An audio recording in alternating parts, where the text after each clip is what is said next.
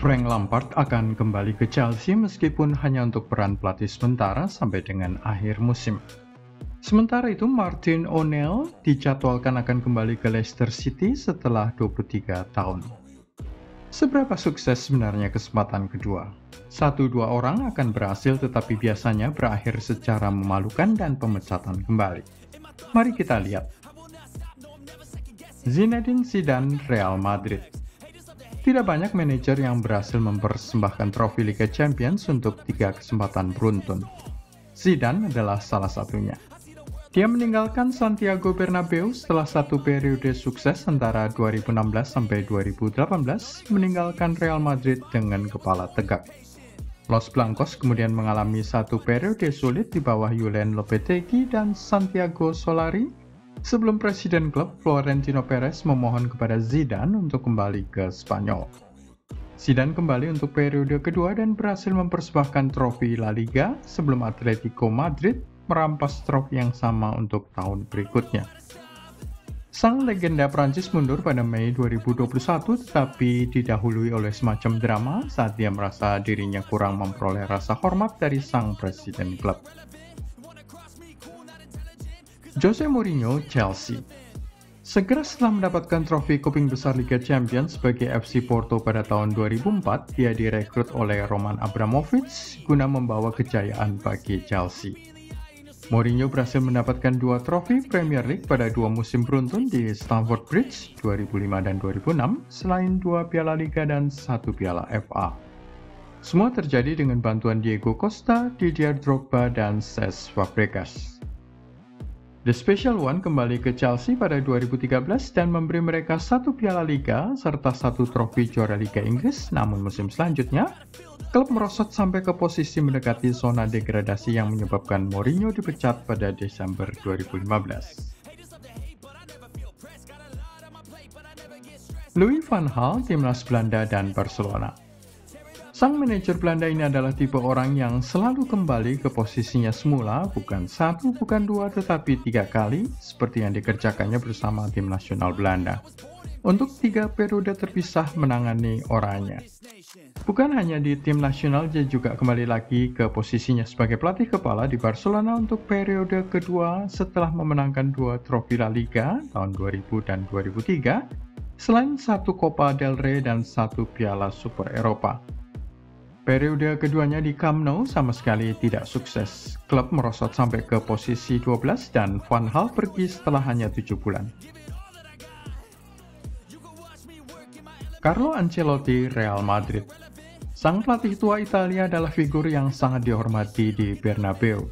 Dia mempersembahkan 4 gelar selama periode pertamanya, termasuk Copa del Rey, Liga Champions, Piala Super Eropa, dan Piala Dunia Antar Klub pada periode 2013-2014. Dia dipecat setelah Real Madrid hanya mengakhiri musim 2014-15 pada posisi kedua dan tersingkir keluar dari Copa del Rey pada babak 16 besar.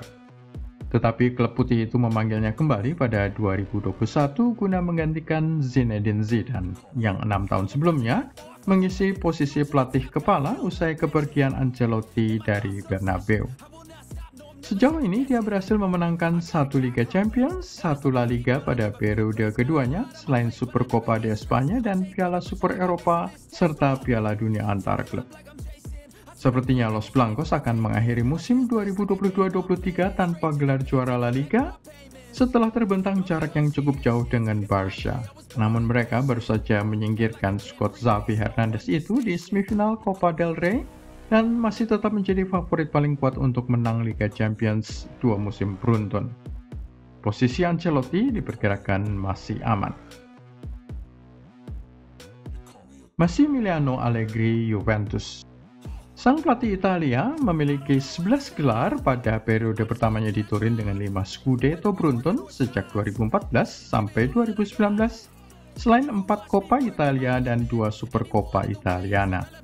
Tetapi dia hanya bisa membawa klubnya 2 kali lolos ke final Liga Champions, pulang tanpa trofi kuping besar.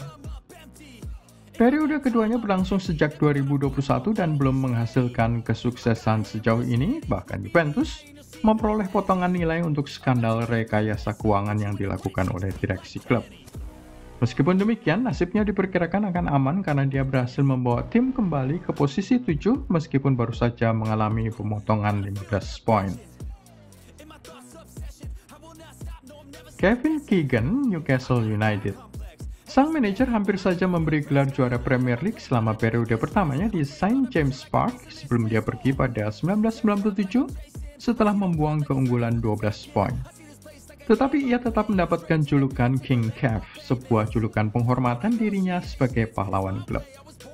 Setelah 3 periode kepelatihan di Fulham, timnas Inggris dan Manchester City, Kevin Keegan akhirnya kembali lagi pada tahun 2008 tetapi hanya bertahan selama 8 bulan sebelum dia kembali mundur.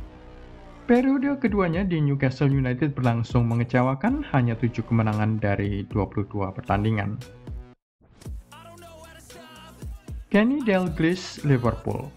Contoh lain dari periode kedua yang sama sekali tidak bisa mengulangi periode pertama. Kenny Dalglish memulai karirnya sebagai pelatih Liverpool pada 1985, memberi 3 gelar juara Premier League pada periode pertama yang membentang sampai dengan 1991, selain 2 gelar Piala FA. Namun periode keduanya hanya berumur kira-kira 5 bulan saja setelah persentase kemenangan di bawah 50%, yaitu hanya 35 kali menang dari 74 pertandingan. Jupp Heynckes, Bayern München. Sang manajer Jerman 2 kali menangani Borussia Mönchengladbach, 2 kali pula tanpa trofi. Nasibnya berbeda saat dia kembali untuk 4 periode terpisah bagi Bayern München, memberi 2 gelar juara Bundesliga pada periode pertamanya yang berakhir 1991, sebelum dia kembali ke klub Bavaria itu untuk periode kedua yang singkat sebagai pelatih sementara pada 2009 dan tanpa gelar. Jupp Heynckes kemudian memberi 3 trofi termasuk juara Bundesliga dan juara Liga Champions pada periode ketiganya di Allianz Arena 2011-2013, selain 1 gelar juara lainnya pada saat dia kembali untuk periode keempat 2017-2018. Fabio Capello, Real Madrid. Hanya 2 periode singkat di Bernabeu 1996-1997 selain 2006 sampai 2007. Namun pada 2 kesempatan terpisah itu dia berhasil memberi gelar juara La Liga. Fabio Capello dikenal karena perannya membangun Raul dan Roberto Carlos selama periode pertamanya, dan kemudian Fabio Cannavaro, David Beckham, dan Ruud van Nistelrooy untuk kali kedua saat dia kembali ke Bernabeu. Meskipun memberi 2 gelar juara, tetapi Fabio Capello tidak pernah menjadi figur yang populer di Bernabeu, terutama karena cara bermainnya yang negatif mementingkan pertahanan. Dia dipecat sekalipun memberi 2 gelar juara. Bagaimana pendapat Anda? Siapa manajer yang boleh membanggakan periode kedua saat dia kembali ke klub asalnya? Tulis di kolom komentar dan jangan lupa klik like, subscribe, serta tendang loncengnya.